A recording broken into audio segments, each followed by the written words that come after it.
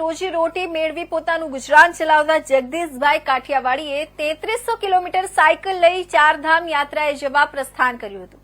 તેઓએ જણાવ્યા મુજબ તેઓ ડભોઈ નગરથી આગ્રા, મથુરા, પ્રયાગરાજ, કાશી, અયોધ્યા, હરિદ્વાર, ઋષિકેશ, રામઝુલા, લક્ષ્મણ ઝુલા, કેદારનાથ, બદ્રીનાથ, ગંગોત્રી, યમનોત્રી જેવા ધાર્મિક સ્થળોએ સાયકલ લઈ યાત્રા કરશે, જે માટે આજરોજ તેઓએ પ્રસ્થાન કર્યું હતું।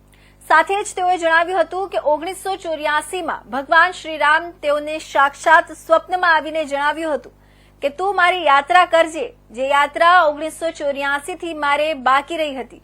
મારી આર્થિક પરિસ્થિતિ ન હોવાના કારણે આ યાત્રા પરિપૂર્ણ કરી શક્યો ન હતો, પરંતુ સમય જતાં મેં પેન્ડલ સાયકલ ચલાવીને મારું ગુજરાન ચલાવતો હતો। સાથે સાથે ધીમે ધીમે મેં યાત્રા કરવા માટે પેન્ડલ સાયકલનું નિર્માણ શરૂ કર્યું હતું।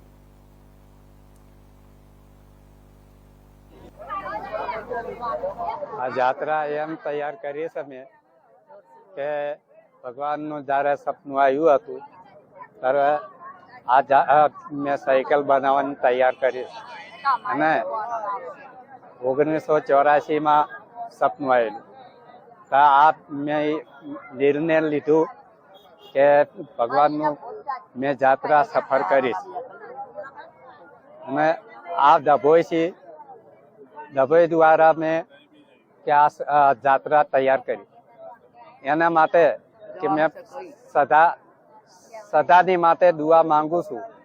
ભગવાનના શરણમાં જઈ બધાને આખા ડભોઈની મેં દુઆ માંગુ છું।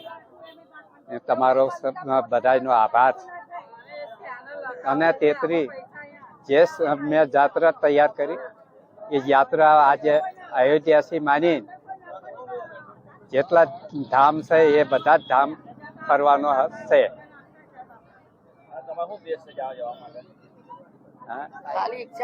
ઈચ્છા છે, આ સપના ઉપર મેં તૈયાર કરી।